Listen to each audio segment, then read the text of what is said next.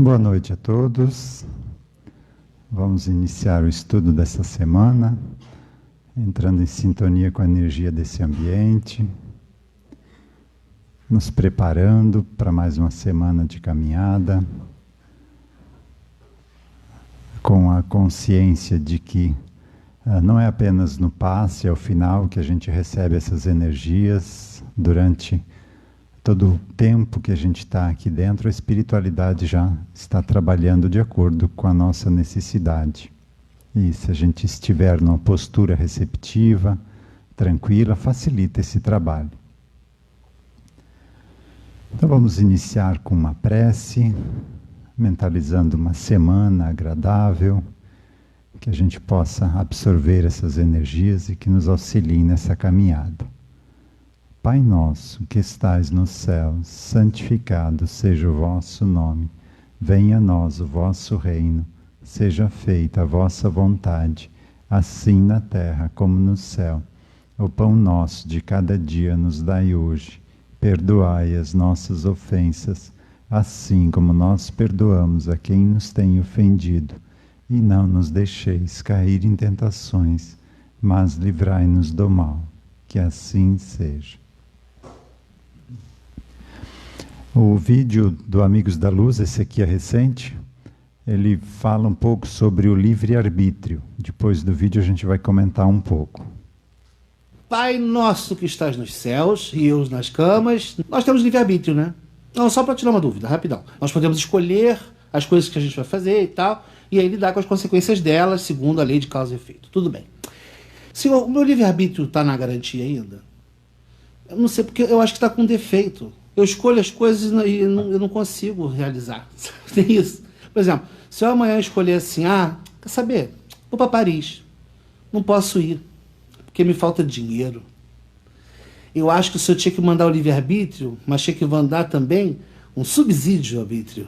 Porque sem dinheiro não tem livre-arbítrio, não. Não vou te enganar, vossa majestade.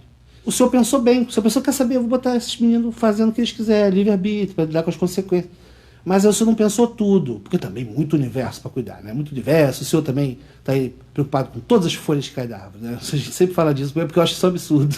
Eu acho isso absurdo. Desculpa. Não cai uma folha sem que Deus saiba. Gente, se desliga, desapega dessas folhas.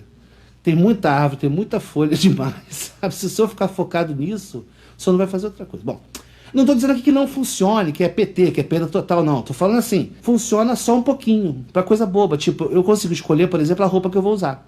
A cor da minha camisa. Eu posso escolher se eu vou assistir a Globo, ou a Rede TV, ou a Record. Não escolho assim, não. É porque eu falei como se eu fosse um dia escolher a Record, gente. Aí, senhor, funciona para essas coisas bobas, mas por que interessa mesmo não funciona. Por exemplo, eu tenho o carro que eu sempre quis ter? Não tenho. Até porque eu não tenho nem carro. Não tenho carro nenhum. Olha, para o senhor ver o grau de disfuncionalidade dessa coisa. Camila Pitanga, algum dia já me ligou para me chamar para jantar? Porque é ela que eu vou casar, eu escolhi isso. Por que o livre-arbítrio dela em não querer me conhecer é maior do que o meu livre-arbítrio em querer conhecer ela, ter filhos e ser feliz para sempre? Hein? Acho que não está dando certo. Acho que o senhor podia mandar o livre-arbítrio com condições para que ele possa ser executado. Senão o senhor pode entrar, talvez até, não sei se tem aí, mas na lei de responsabilidade fiscal. A gente cria uma lei, tem que ter como ela ser cumprida. Tem que ter os fundos para isso. Olha o impeachment divino acontecendo aí, chegando. Já pensou? Só quem tem livre-arbítrio é quem tem dinheiro. O senhor viu aquele documentário que aparece o Michael Jackson? Entrando numa loja, gastando 5 milhões de dólares com bugiganga, com cacareco. Sarcófagos com múmias. Ele comprou, sei lá, a cabeça de deus egípcia, metade de jacaré, metade de guaxinim, sei lá o que é aquilo, mas de 300 mil dólares. Sabe o mais perto que eu chego disso? É na 25 de março com 50 reais no bolso. Para gastar, para esbanjar, para comprar pano de prata, desentupidor de boca de fogão, aquela agulhinha. Roupa vermelho, azul, verde. Eu faço a festa. Eu pego uma bolsa daquela e encho de pé de geladeira, uma coisa boa de você ter em casa, porque sempre quebra. Quer dizer, mas não se compra. Ele comprava sarcófagos. Isso é livre-arbítrio. Chega, quer saber? Alguém me pergunta assim, o senhor quer a pizza de calabresa ou de portuguesa? Fala, eu quero a pizzaria. Pronto, comprar. Isso é livre-arbítrio. Vai ver esse dono do Tesla. Gente, vai ver o Bill Gates, vai ver o Zuckerberg. Isso é gente que tem livre-arbítrio, dá com pau. Se bem que eu acho que eu sei qual é a tua. Eu vos conheço também, como vós me sondas. Eu acho que o senhor não deu plenamente livre-arbítrio pra gente porque nós não estamos preparados para lidar com isso, né? Plenamente não, porque realmente a gente escolhe só. A gente não escolhe certo. É tão difícil. Esse livre-arbítrio veio cedo demais pra gente, pelo menos aqui no Brasil. A gente escolhe, às vezes, as figuras, né? Não, tô falando de política não, gente, pelo amor de Deus. Mas também, às vezes, as opções, né? Então, Senhor, o que peço aqui do fundo do meu coração, ou o Senhor manda esse livre-arbítrio subsidiado, ou então que nós possamos, o quanto antes, aprender a ter um pouco mais de responsabilidade com esse negócio, porque fazer escolhas para a própria vida é tão sério. Cada dia é uma escolha diferente, Senhor. E a gente se acaba se esborrachando. Então, tá? Ou manda um subsídio ou manda um manual. Se bem que mandaste. Mandaste Jesus. Nosso modelo e guia. E é isso. Bom, mas Jesus mais 100 mil na conta é melhor ainda. Assim seja.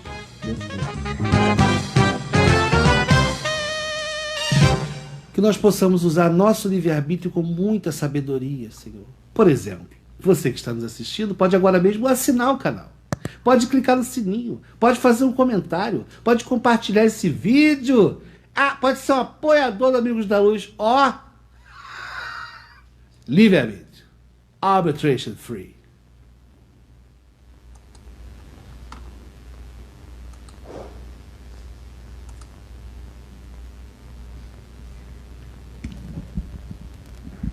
Então, livre-arbítrio realmente é um assunto que dá pano para manga, né? Porque a gente não vem com um livre-arbítrio puro. Eu chego numa situação, eu escolho fazer isso ou fazer aquilo. Que para mim vai ser simples decidir fazer assim ou assado. Não é bem assim. A gente traz a carga de tudo que a gente fez no passado, das decisões do passado. E tudo que eu fiz no passado vai fazer com que eu tenda hoje a fazer as mesmas coisas. Por isso é tão difícil a gente mudar. A gente sabe que deve fazer algo e acaba fazendo o contrário. E não é de agora, isso está lá no Evangelho. São Paulo falou lá numa das cartas, né? O que sei que devo fazer, acabo não fazendo. E o que sei que não devo, acabo por fazer.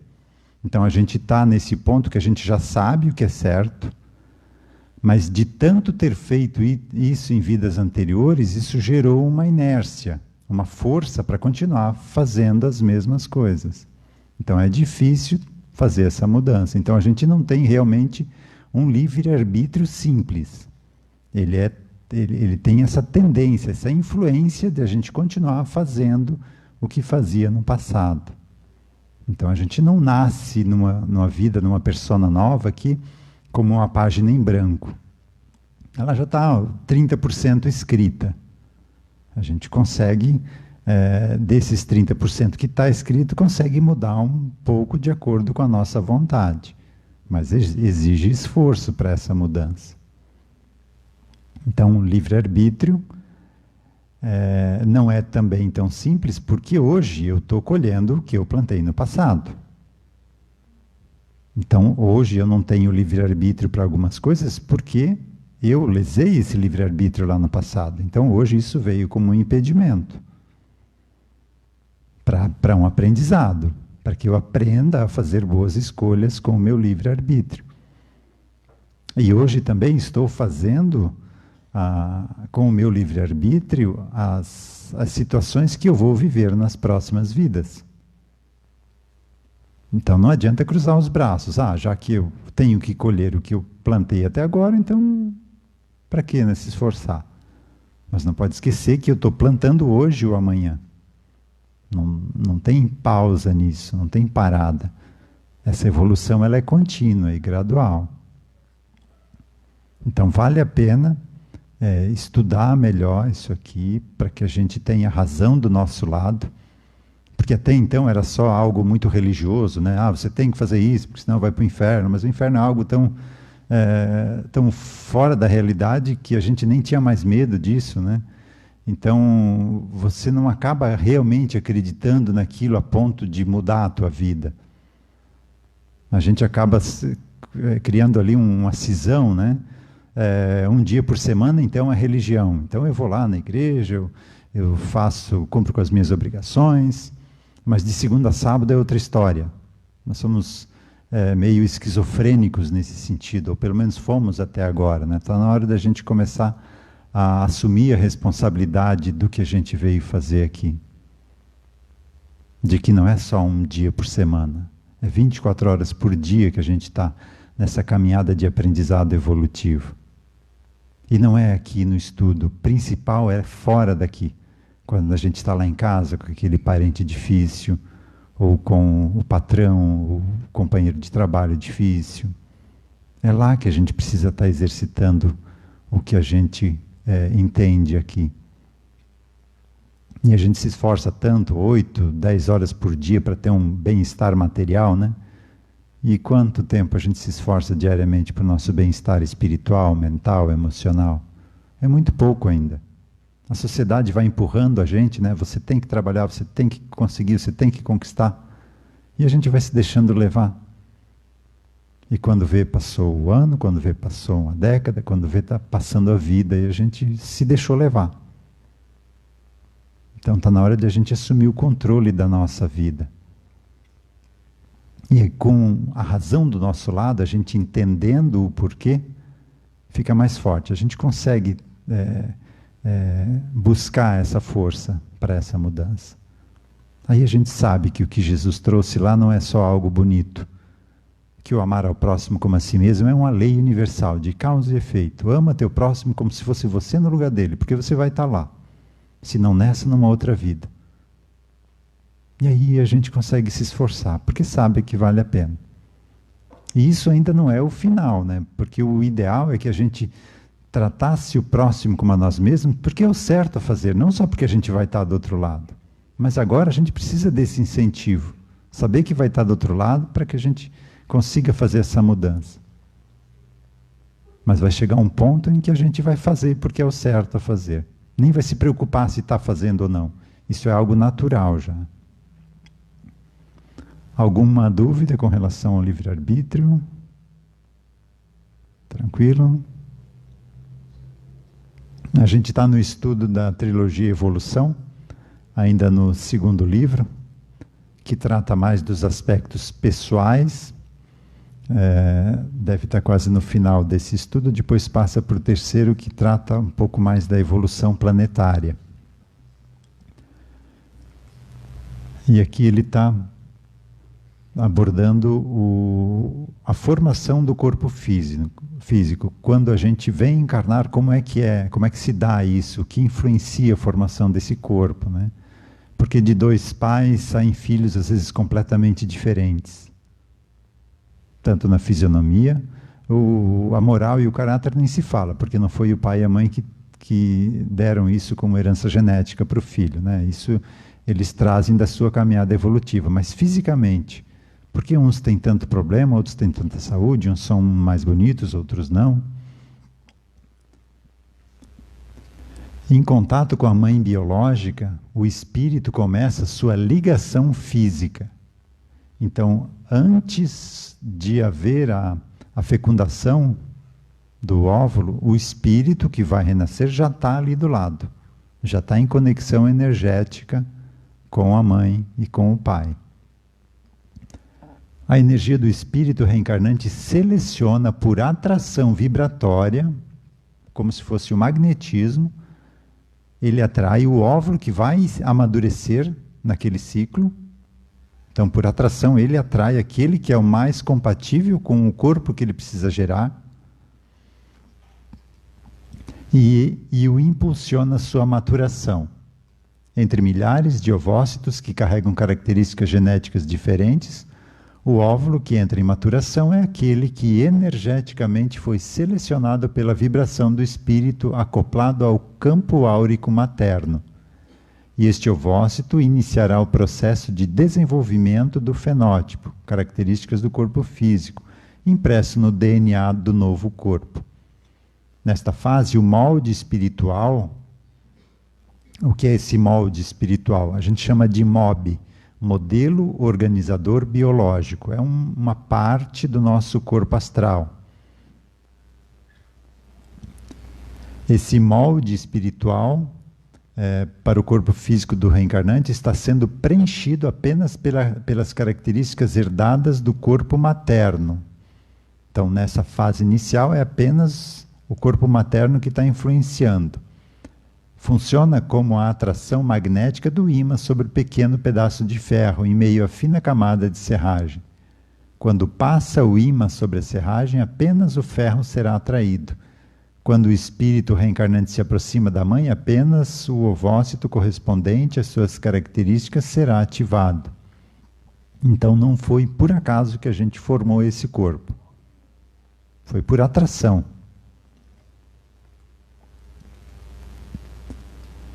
Cada ser possui o seu magnetismo próprio pelos zilhões de frequências que o compõem. Verdadeiros códigos de barras em constantes modificações pelos estados mentais que controlam este magnetismo. Quando no estado fértil, a mãe abre seu campo para a ação do espírito reencarnante, que imanta com o seu magnetismo os milhares de ovócitos presentes nos ovários maternos. O magnetismo daquele que será o filho seleciona o ovócito cuja energia, características, gira no mesmo sentido, ou seja, é compatível, e este entra em maturação. É assim que o molde astral, por consequência mental, molda o próximo corpo físico. E aqui, não sei se ele vai falar mais para frente, mas tem a questão também da parte genética masculina, que são da parte feminina são milhares, da parte masculina são milhões de opções, né? Então também há essa atração com a célula masculina que mais se enquadra, o que tem as características do corpo que o espírito precisa formar para essa experiência terrena. O óvulo selecionado entra em maturação e é lançado do ovário para a trompa, onde gerará um potente campo magnético de atração previamente determinado pela energia do reencarnante. Cerca de 350 milhões de espermatozoides iniciarão a jornada, sendo o combustível a atração magnética exercida pelo ovócito que foi previamente selecionado pela vibração do reencarnante. Ou seja, a energia do óvulo maturado atrairá com mais força o espermatozoide que completará a codificação genética do novo corpo. Então, dos dois lados, é o espírito que está atraindo como será a formação do seu novo corpo. Então, não pode culpar o pai e a mãe. Foi ele que atraiu a geração desse corpo dessa forma, com essas características. Dessa forma, chegará até o ovócito apenas o espermatozoide compatível na construção do novo corpo, ou seja, aquele que preenche exatamente o fenótipo determinado pelo molde espiritual. Perceba a perfeição da atração de energias que ocorre dos bastidores da vida física. Note que a seleção não é do espermatozoide mais forte ou mais perfeito, mas aquele que possui as características determinadas pelo molde espiritual do reencarnante. Se o mais forte e ágil fosse o agente fecundante, não haveria malformações determinadas por anomalias cromossômicas ligadas ao espermatozoide. As características por eles carregadas seriam sempre íntegras. Então, o que ele está dizendo que não é o mais forte que foi o vencedor da corrida. Foi o que teve o auxílio, que foi atraído magneticamente. Ele nem precisou fazer muito esforço para chegar. Mas era ele que tinha o caminho livre para seguir em frente, não havia engarrafada. Quando os espíritos dizem que o corpo espiritual é o molde do novo corpo, é assim que acontece. O molde energético determina desde o seu futuro corpo físico, primeiramente a sua energia impulsiona a maturação do óvulo entre milhares e depois este seleciona, por forte atração, o espermatozoide fecundante entre milhões de outros que carregavam características diferentes. Perceba que não há acaso, não há espaços vazios. Existe uma engrenagem perfeita de atração e transmutação de energias que permeia os planos e os molda conforme as suas vibrações, para que cada um evolua conforme as suas obras e necessidades de reequilíbrio. Então você vai gerar o corpo de acordo com a tua programação encarnatória, o que você veio experienciar aqui, o que você precisa passar. E aí, fazendo um parêntese, na obra do André Luiz, na série Nosso Lar, tem um capítulo que fala sobre a reencarnação de Segismundo. Esta é uma reencarnação assistida, onde espíritos estão cuidando da formação desse corpo. Isso não impede que haja essa atração também, mas ela recebe mais cuidados pela proposta que esse espírito veio fazer aqui na Terra, né? Esse Segismundo não é o nome com que ele foi batizado aqui, né? Mas a grande maioria, pelo menos até início dos anos 2000, isso está numa obra do Vanderlei de Oliveira, em torno de 50% das encarnações não são planejadas dessa forma aqui, assistidas por espíritos. É uma atração natural. Porque essa grande maioria ainda não está em busca desse crescimento, dessa mudança. Então eles vêm por uma atração natural.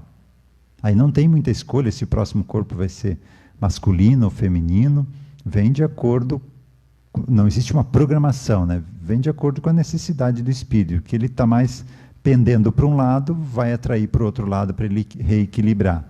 Então, se é um espírito que está muito ligado em vivências masculinas, vai atrair um corpo feminino para que equilibre essas energias, né? Masculina e feminina. Então, nesses casos, não há uma programação assistida, né? A fecundação não é assistida pelos mentores, né? Pelos espíritos que trabalham com isso. Agora que a gente está entrando nesse mundo de transição, isso vai inverter, tá? A maioria das pessoas vão ter a formação do seu corpo assistida, porque agora os que ficam aqui é os que têm essa proposta de mudança. Esses 50% que até os anos 2000 não tinham essa assistência, a grande maioria deles vão ser expatriados, não vão poder continuar aqui na Terra. Por isso, essa não foi tido, digamos, por parte da espiritualidade esse esforço, porque não valia a pena você dar condições de um corpo melhor para um aprendizado que ele não está querendo ter, né? Então, vem pela seleção natural.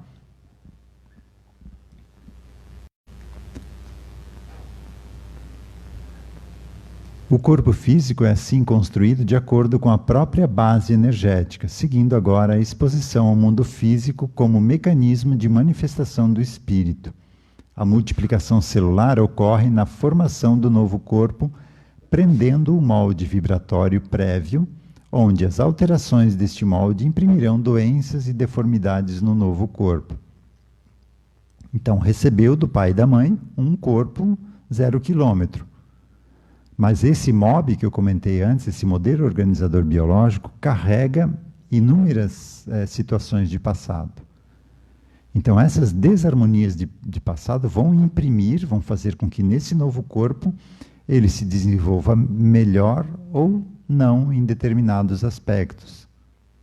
Tanto na formação do sistema circulatório, do cérebro, do sistema muscular, do sistema de defesa.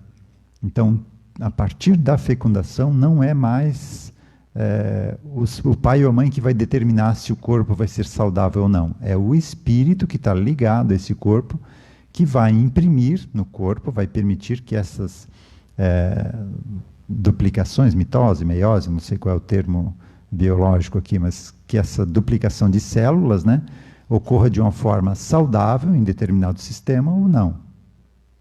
Então, o corpo que a gente tem, mesmo que está com problema, mesmo que não foi causado nessa vida, fomos nós que o criamos assim. Não podemos culpar os pais. Diga, Denis. Sobre a evolução genética que está acontecendo na ciência agora, eles têm uma possibilidade de quase selecionar no óculos, né, para ele saber até a cor dos olhos e ver se ele vai ter disposição para ter câncer, alguma coisa. Então essa evolução da ciência influencia aqui, mas esses espíritos que não estão ligados nessa proposta de mudança não vão ter acesso a essa tecnologia, né? Então tem acesso a isso quem já está engajado nessa proposta de mudança, né? E se alguém que não tem essa proposta tentar fazer isso, por esse mecanismo aqui, mesmo que você escolha a cor dos olhos, ou probabilidade genética, porque não é uma certeza, é uma probabilidade, né? Se o espírito é para passar por determinadas doenças, ele vai passar, mesmo que haja esse cuidado inicial, né? Então a probabilidade aumenta de ter saúde, mas não é certeza, né?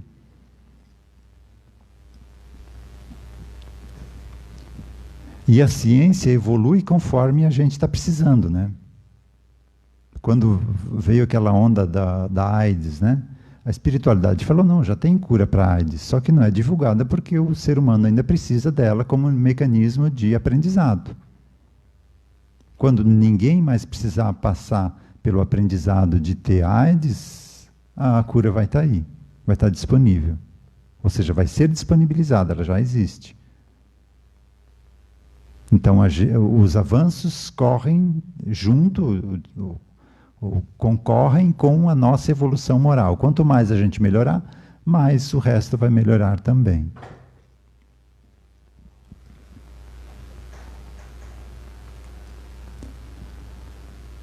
A fonte do pensamento continua sendo em um plano extrafísico chamado plano mental, um plano não material, motivo pelo qual, mesmo perdendo os corpos materiais físicos, etéricos e astrais, continuamos pensando da mesma forma que quando dentro desses corpos.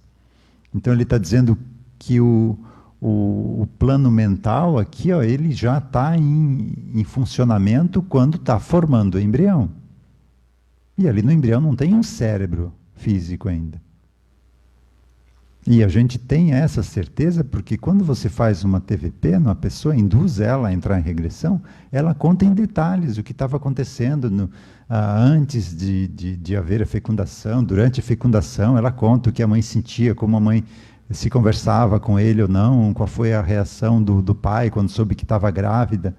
A mente espiritual do ser reencarnante capta todas essas informações, não só como informações, mas com emoções também. E por isso a importância da gente entender o papel de ser pais, né? A gente não está preparado ainda para isso. Deveríamos ter um curso preparatório como há para você poder dirigir uma habilitação no trânsito, né? Deveria ter uma habilitação para poder ser pai também e ter essas informações.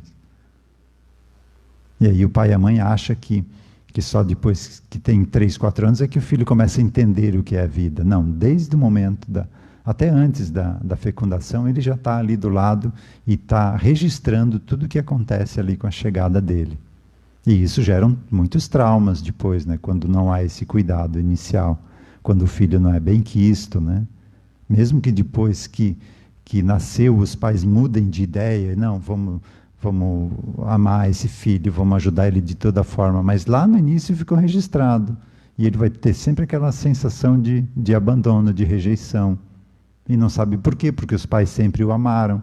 Aí você bota em TVP, você descobre por quê, porque no início da gestação ficou gravado essa reação emocional dos pais ao saberem da gravidez.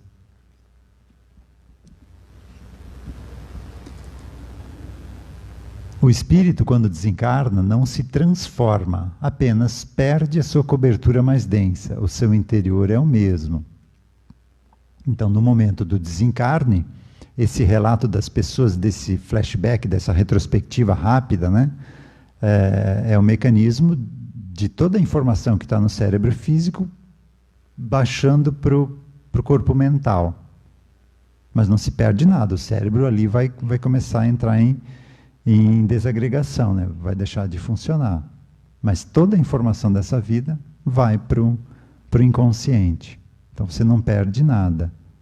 Inclusive o ser pensante, né? Que não é o corpo, nós não somos esse corpo. Nós estamos usando esse corpo para conseguir ter esse intercâmbio, essas experiências aqui no plano físico.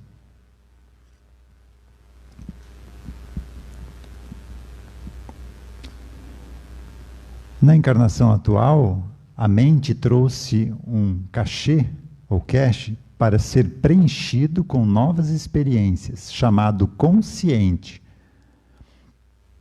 Então, nesta encarnação, a gente traz um quantum de memória, que é essa parte consciente, que a gente lembra de como foi tratado na infância. Não entra aqui aquela parte que foi percebida pelo espírito antes de encarnar ou durante a gestação, tá? O que entra aqui é apenas a parte de aprendizado dessa existência, quando a gente se entende por gente, né? Que começa a aprender, a falar, a andar, a fazer bagunça, a incomodar e aprender o que é viver também. Então, todas essas experiências estão registradas no nosso consciente. É o que, se a gente fizer um esforço, a gente consegue acessar conscientemente. Todo o resto está registrado, mas está em outra área da memória, que não é o cérebro físico, tá? Porque lá na gestação não existia ainda o cérebro físico funcionando. Aliás, ele termina o seu amadurecimento ali por volta dos 7 anos, né? Que é quando realmente se completa a encarnação, né? Então, com 7 anos é que o espírito realmente está, pode-se dizer, totalmente encarnado. Por isso, uma criança com menos de 7 anos, quando desencarna, é muito fácil esse processo do outro lado, porque ela estava mais para lá do que para cá ainda. Então ela apenas volta um pouquinho. Depois dos 7 anos, um desencarne já é um pouquinho mais traumático para o espírito.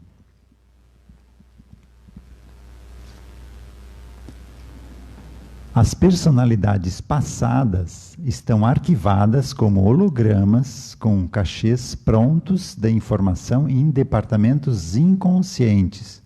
Então, quando forma o consciente, ele está dizendo que todas as vidas passadas ainda não estão, a gente não tem acesso a elas, elas estão em nível inconsciente. A ponte vibratória entre consciente e inconsciente é o subconsciente, considerado uma parte do inconsciente, porque a gente não tem consciência dela, uma vez que o ser não tem a consciência total dos arquivos nele contidos, mas vive sob a sua influência. É nesse subconsciente que estão registradas essas informações ali da aproximação com os novos pais, da fecundação, da gestação, do nascimento, dessa primeira infância. A gente não tem acesso consciente, mas induzindo a pessoa numa regressão, ela consegue acessar essas informações. Não estão tão difíceis de serem acessadas quanto essas vidas passadas, que já estão arquivadas no inconsciente.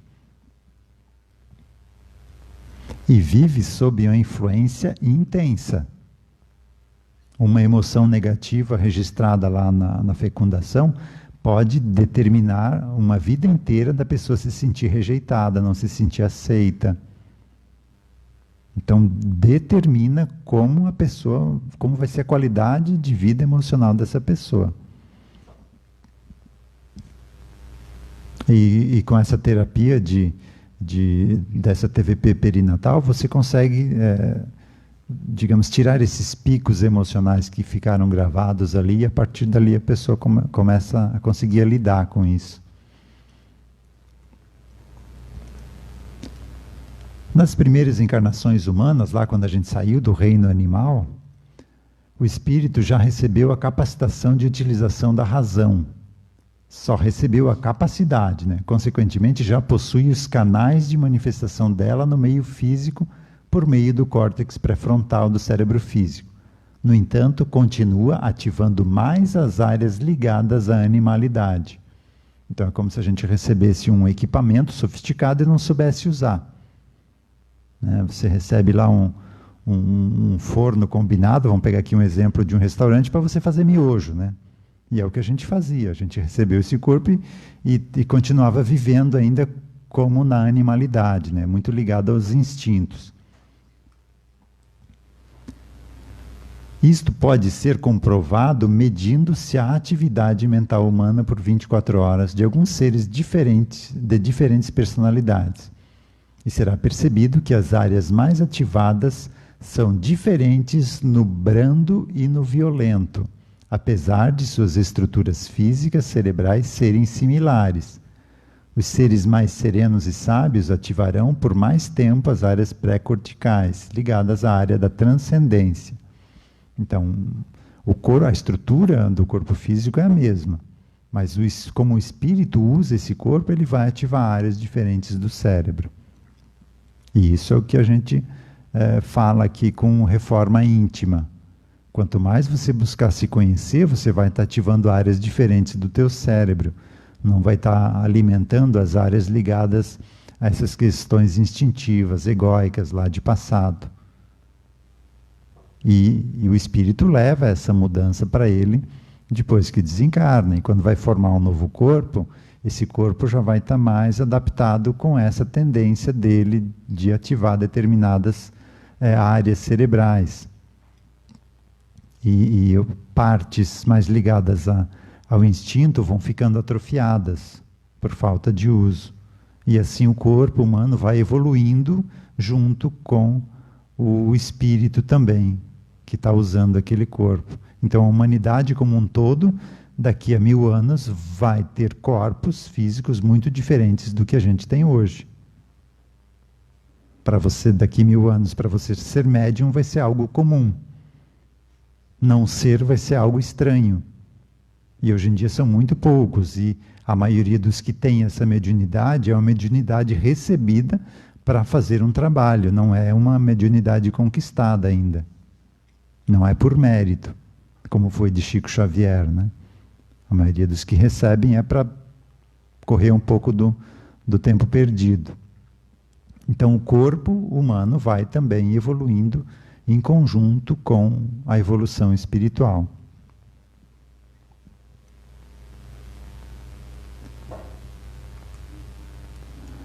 A personalidade reflete a evolução moral do ser conquistada como produto de múltiplas existências, a sua capacidade de dominar os seus instintos primitivos e se adaptar às situações atraídas pela própria energia que produziu em vidas prévias, além de reconhecer em si o mecanismo de ascensão evolutiva pelo amor ao próximo. Este é o conceito real do que chamam de personalidade, sem os limites da transitoriedade da carne. É o que eu comentei no início, né? Quando a gente chegar nesse ponto da evolução, a gente vai amar ao próximo como a si mesmo, porque é o certo a fazer. Nem vai passar pela nossa cabeça que é para não estar do outro lado. A gente faz porque deve fazer. A personalidade é atributo da evolução moral do ser, levada pelo espírito em cada nova existência onde se aprimora. E a gente vai trazendo isso com a gente. E aí você vê exemplos de pessoas que nasceram na favela e deram a volta por cima. E pessoas que nasceram em famílias com todas as condições de se darem bem, acabavam se perdendo na vida. Porque é o espírito que traz isso. A família, as condições daqui ajudam.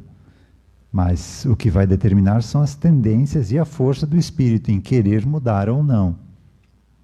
Por isso ninguém muda ninguém. Por isso os pais não devem se culparem pelo que os filhos fazem, pelas escolhas deles.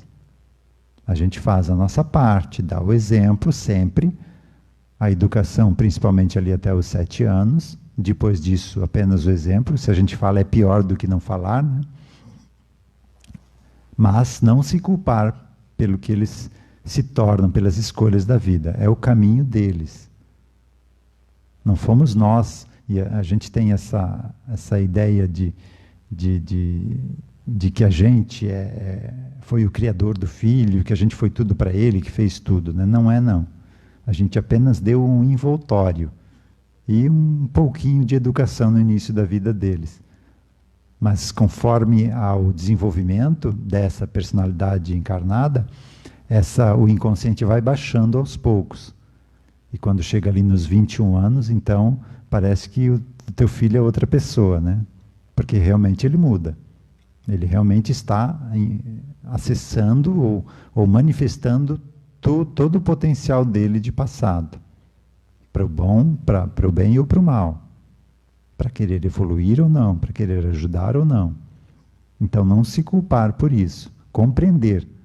E aí a gente dá mais liberdade para os filhos, né? Você é o porto seguro, sabe que se eles precisarem, eles podem voltar, mas que estão livres para a sua caminhada.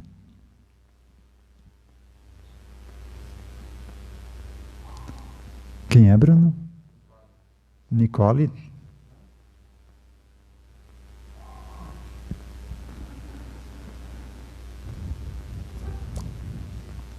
E eu me perdi aqui, já tinha terminado essa aqui? Aqui, né? As crianças possuem personalidades diferentes desde o seu nascimento, porque já eram diferentes antes de nascerem. E aí você vê dois primos nascerem na mesma família, com os mesmos valores, e um pega o gato, puxa pelo rabo e joga para o outro lado do muro, e outro pega o gato e brinca com ele, dá carinho. Isso vem do espírito, essas tendências. Sua forma de compreensão, de manifestação e expressão são características distintas mesmo nos primeiros anos de vida, quando seus reflexos são basicamente instintivos, ligados aos automatismos animais.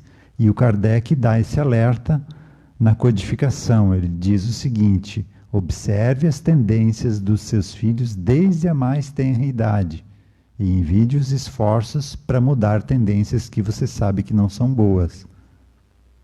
Porque quanto mais cedo você percebe algo, é mais fácil de ajudá-lo a fazer com que aquela tendência não se desenvolva, não crie campo. Daí a criança faz algo que não é correto, mas os adultos acham engraçado, e ela vai ganhando energia para continuar com aquele tipo de manifestação. E depois, quando querem puxar a educação dessa criança, não conseguem mais, porque daí já desandou. Então a educação realmente é algo muito sério. Em outros planos de evolução, os espíritos, antes de receberem o filho, eles recebem uma planilha lá com as tendências daquele espírito. Com o que ele já passou, com o que ele vai experienciar nessa existência.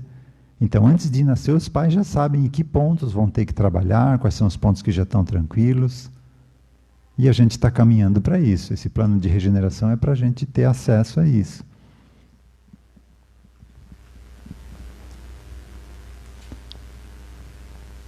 E eu me empolguei aqui hoje. Continuamos na próxima segunda. Alguma dúvida dessa questão da formação dos corpos? Tranquilo? Diga.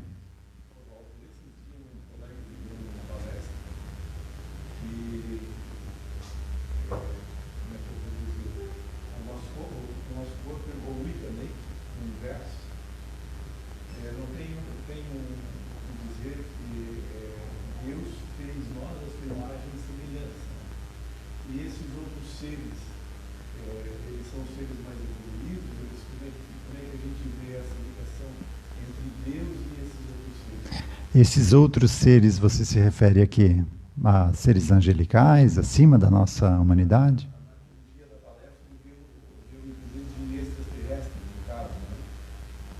Sim, que são filhos de Deus também, né? Aham. Então, Deus nos fez a sua imagem e semelhança, não nesse corpo físico. Deus não seria assim tão esquisito, né? Então ele fez a sua imagem e semelhança, a nossa potencialidade. Nós somos uma centelha divina. Somos uma faísca de Deus que foi lançado para evoluir no universo. Então esta é a semelhança, imagem e semelhança da fonte criadora. É o nosso objetivo final. E esses seres extraterrestres também estão nessa mesma caminhada. Uns estão à frente da gente, outros estão atrás. A maioria deles, extraterrestres, estão aqui encarnados, aqui, ó, participando da palestra, aqui, ó, com corpo físico mesmo. A gente já veio de outros orbes, a gente fica falando tanto em ET, né? Mas nós somos ETs. A Terra é um planeta ainda muito jovem para ter comportado a nossa caminhada evolutiva. Uma quantidade pequena da população da Terra é realmente nativa aqui da Terra. A maioria das pessoas, principalmente essas aqui que estão buscando isso, vieram de outros lugares já. Mas a gente não vem aqui como ET, a gente vem aqui e pega pela astralidade do planeta e forma corpos espirituais aqui e encarna nos corpos disponíveis aqui. Então a imagem e semelhança de Deus é nessa potencialidade, né? Onde a gente pode chegar. Nunca vamos chegar a Deus, mas o mais próximo possível dele, né? Mais alguém? Respondi a pergunta? Então vamos encerrar com passe coletivo. Quem souber de alguém que possa estar precisando de algum auxílio, você pode mentalizar essa pessoa como se ela estivesse aqui no auditório. Sentindo uma onda de energia descendo do alto da cabeça. Leve, clara, drenando e desintegrando concentrações energéticas deletérias que a gente cria pelas reclamações, inconformações que a gente ainda carrega, mesmo sabendo que não deve, a gente ainda não consegue por completo deixá-las de lado. Nos preparando para mais uma semana de caminhada, tendo sempre em mente que a vida é um aprendizado. Então, todo dia de manhã, que a gente tem em mente qual será o aprendizado de hoje. A gente não veio aqui a passeio. É um grande aprendizado. Então, que a gente esteja preparado para quando eles chegarem, para a gente não reagir como sempre reagiu. Que a gente comece a responder a todas as situações que a vida trouxer para a gente. Ampliando essa energia, envolvendo o nosso lar, o nosso local de trabalho, as pessoas que convivem conosco. Lembrando que aquela pessoa mais difícil é a que a gente precisa ter do lado para exercitar a nossa paciência, a nossa compreensão, dobrar o nosso orgulho, o nosso egoísmo. E quando a gente resolver isso, aquela pessoa ou se distancia ou não vai mais nos perturbar. Mas a mudança está em nós, não está no outro.